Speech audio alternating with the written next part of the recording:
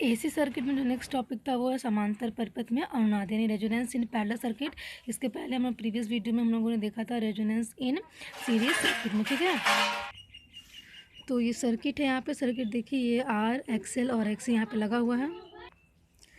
तो इसमें देखिए पैरेलल कनेक्शन दिखाया गया है, ठीक है। इसमें पैरेलल में क्या है, ये आर और एक्सएल सीरीज़ में है और इसके पैरेलल में क्या है, यहाँ पे एक्सएल यानी कि कैपेसिटिव रिएक्टेंस इसके पैरेलल में है और ये क्या है, इंडक्टर में इंडक्टिव रिएक्टेंस है, ठीक है ना, पेरिडी प्रतिघात जिसको बोलते हैं। और ये कैपेसिटिव रिएक्टेंस है यहाँ पे, और ये क्या है, यहाँ पे रेजिस्टेंस है।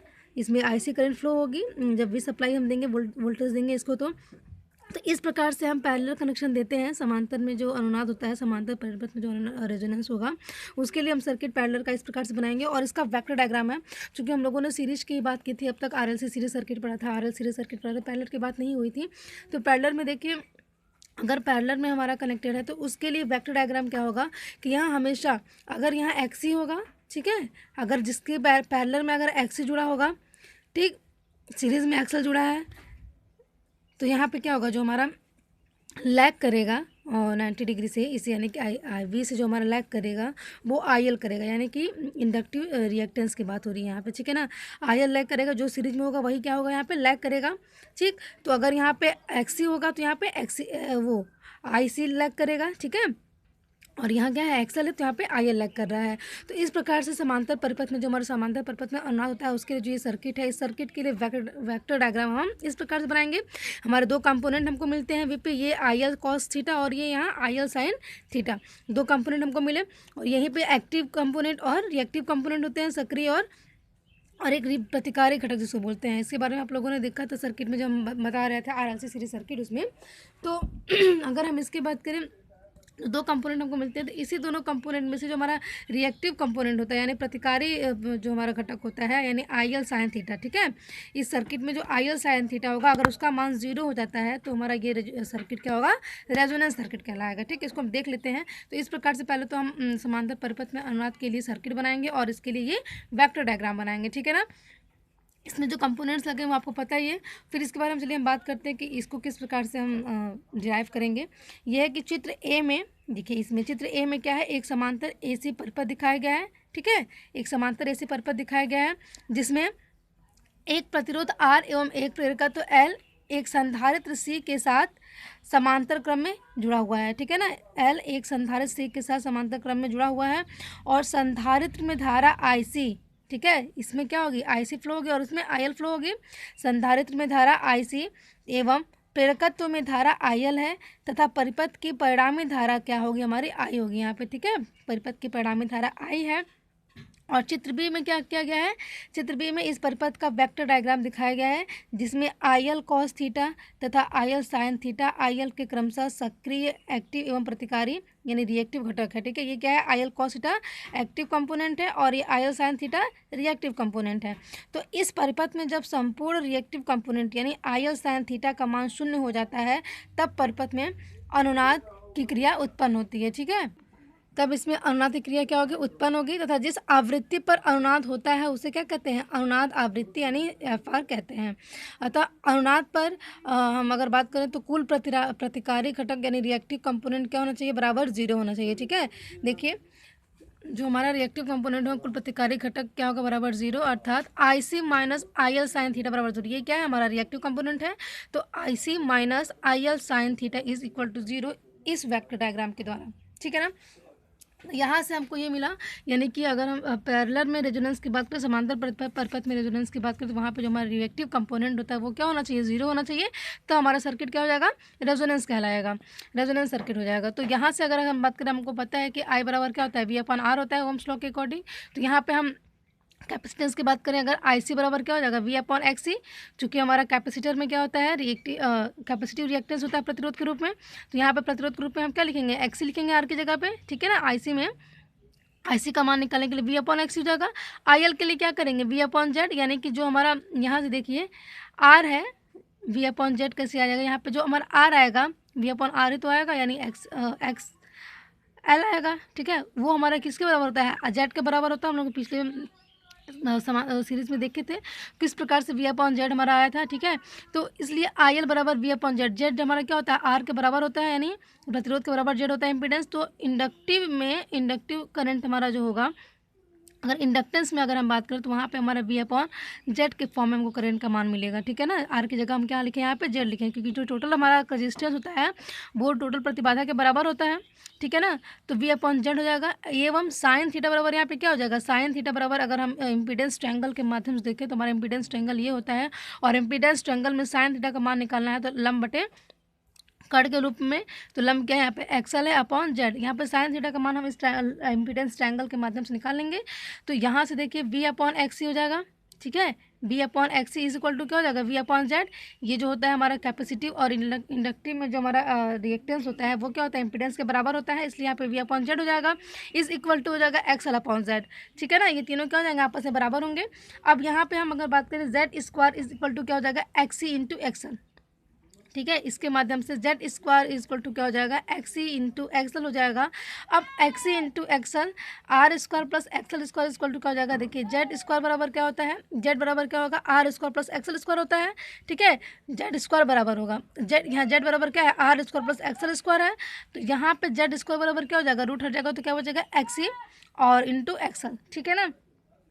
तो यहाँ पे एक्सी इंटू एक्सएल बच जाएगा हमारे यहाँ इस सर्किट के लिए। देखिए यहाँ पे कैसे जो यहाँ एक्सएल है और ये जो आर स्क्वायर है, हम चूँकि एक्सएल और एक्सी की बात कर रहे हैं इसलिए यहाँ पे हम क्या करेंगे आर ना लिख, यहाँ पे एक्सी इंटू एक्सएल ले लेंगे, Z square is equal to आ जाएगा हमारा एक्सी इंटू एक्सएल।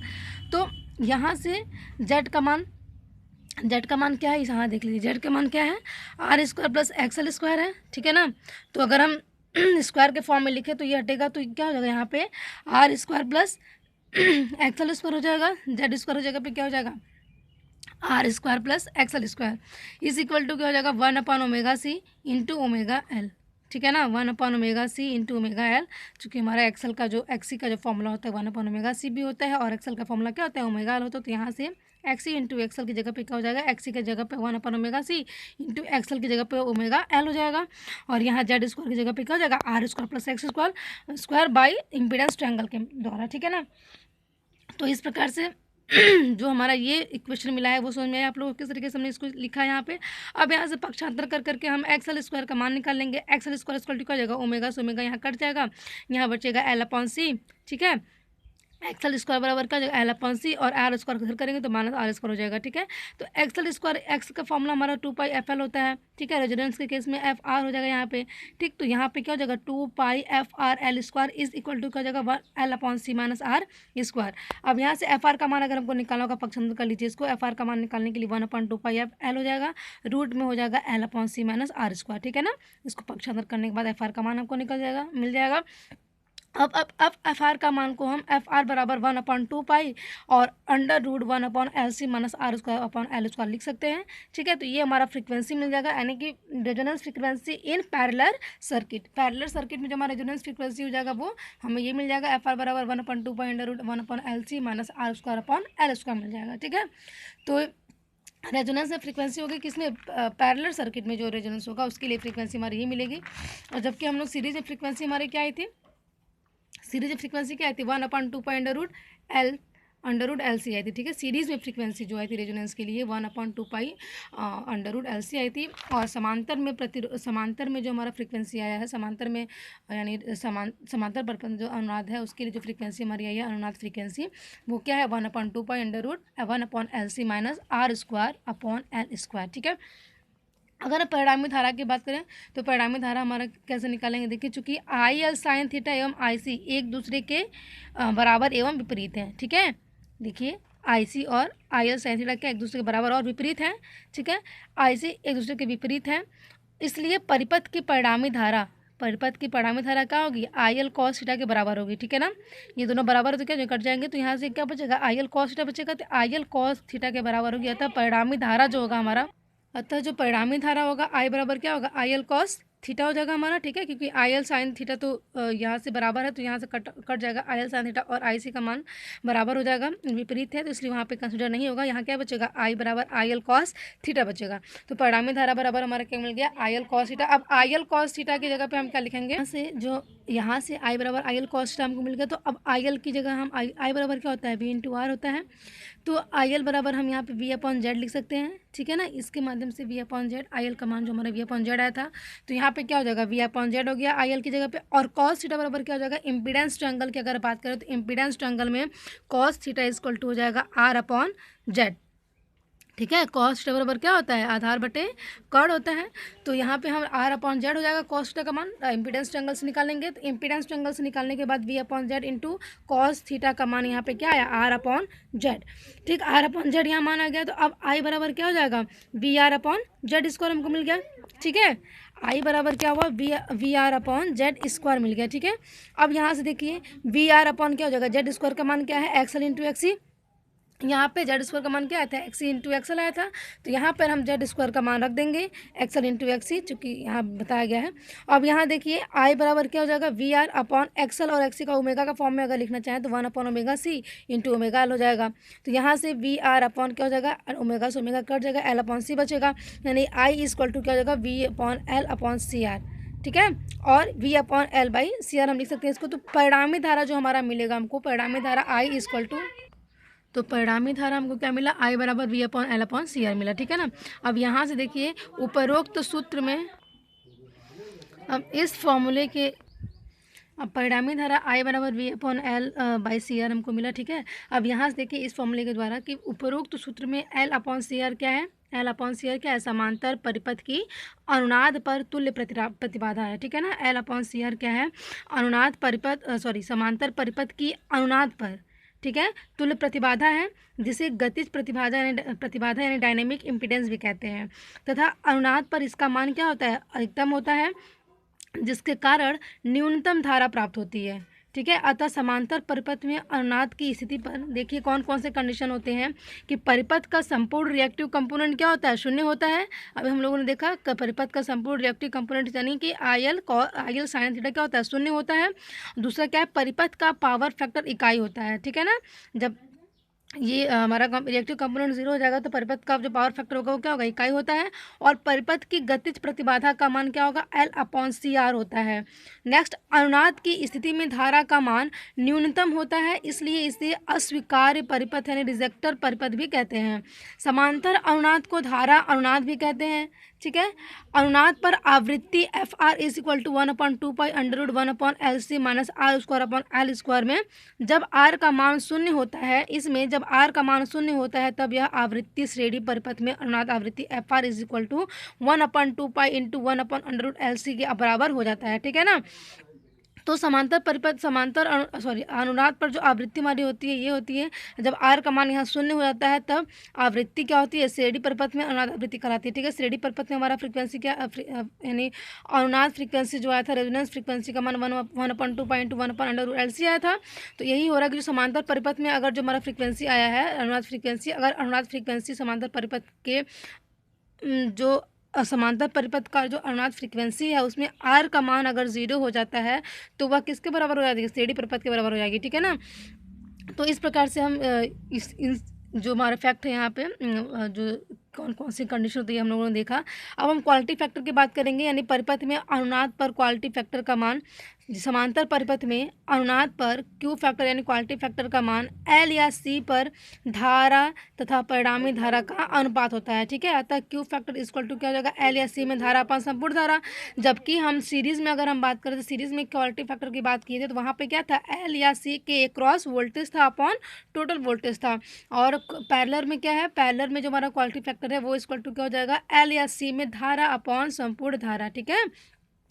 सीरीज में यहाँ पे क्या था, वोल्टेज था, यहाँ पे पैरेलल में यहाँ पे क्या है, करंट हो जाएगा।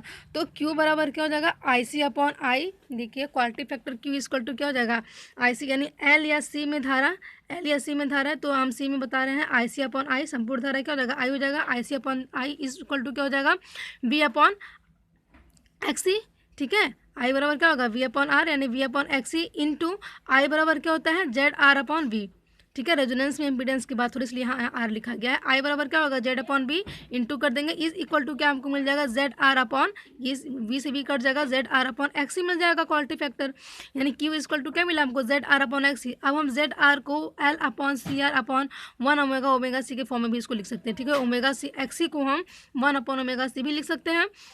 यहाँ L upon C R is equal to क्या हो जाएगा, L into omega C upon C are.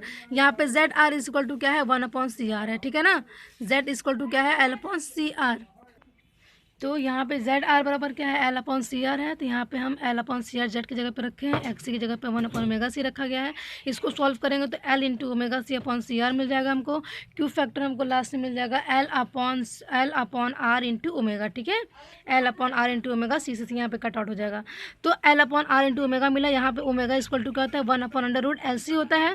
तो क्यू फैक्टर इक्वल टू हो जाएगा 1 upon R into 1 upon under root L C हो जाएगा। ठीक है, यहाँ से क्वालिटी फैक्टर लास्ट में हमको मिला 1 upon R into under root L upon C. ठीक है, यहाँ से यानी कि रेजोनेंस इन पैरेलल सर्किट में क्वालिटी फैक्टर क्या हो जाएगा, 1 upon R into L upon C. और जबकि सीरीज़ में हमारा क्या था, 1 upon R into under root L by C. Series में भी जो हमारा क्वालिटी फैक्टर मिला था 1 upon R into under root L by C. और पैरेलल में भी जो क्वालिटी फैक्टर मिला है वो मिला है 1 upon R into under root L by C. दोनों में जो क्वालिटी फैक्टर होता है वो सेम होता है, बराबर होता है। यहाँ देखिए एक्सएल इज इक्वल टू क्या होगा, एक्सी। ठीक है, एक्स बराबर एक्सी होता है। और ओमेगा एल बराबर क्या हो जाएगा तब, 1 अपॉन ओमेगा सी, यानी ओमेगा स्क्वायर बराबर हो जाएगा 1 अपॉन एल सी। यहाँ ओमेगा का मान हो जाएगा under root 1 upon L C या 1 upon under root L C. ठीक है, तो यहाँ से जो हमको क्वालिटी फैक्टर मिला, यानी कि समांतर परिपथ में और श्रेणी परिपथ में जो क्वालिटी फैक्टर होता है वो क्या होता है, बराबर होता है। तो क्वालिटी फैक्टर निकालना जाने आप लोग। अब यहाँ अगर हम बात करें वी आई वर्सेस एफ के बीच में ग्राफ, यानी कि जो परिणामी धारा और फ्रीक्वेंसी के बीच में ग्राफ की बात करें तो जो पैरेलल सर्किट होता है, पैरेलल सर्किट में जो रेजोनेंस की कंडीशन में फ्रीक्वेंसी होती है वो इस प्रकार से होगी। ये जो ग्राफ बना है, इस ग्राफ में देखिए एफ आर, ये जो मैक्सिमम मिला है हमको यहाँ पे, और F2 और F1 यहाँ पे मिला है, यानी कि जो विड्थ यहाँ पे है। ठीक है, ये क्या है, यहाँ पे F1 से F2 के बीच में है। तो यहाँ पे जो हमको आई एम मिला है, यह 0.707, दोनों को मिला करके यहाँ आई मिनिमम हमको मिलेगा। वहाँ पे क्या था सीरीज़ में, यहाँ आई मैक्स मिल रहा था, तो कि ये ग्राफ इसका अपोजिट बना था, उल्टा ऊपर की तरफ बना था। और यहाँ ग्राफ क्या बनेगा, नीचे की तरफ बनेगा। यहाँ पे हमको आई मिनिमम मिल जाएगा पैरेलल में। ठीक है, तो इस प्रकार से हम आई वर्सेज एफ, यानी कि करेंट और फ्रिक्वेंसी के बीच ग्राफ को ड्रॉ करेंगे। और ये हमारा रहा पैरेलल सर्किट में क्वालिटी फैक्टर। तो इस प्रकार से पैरेलल सर्किट में जो हमारा रेजोनेंस होगा, रेजोनेंस पैरेलल सर्किट में इस प्रकार से इसको हम लोग सॉल्व कर लेंगे, एक एक टर्म्स को ध्यान में रखते हुए।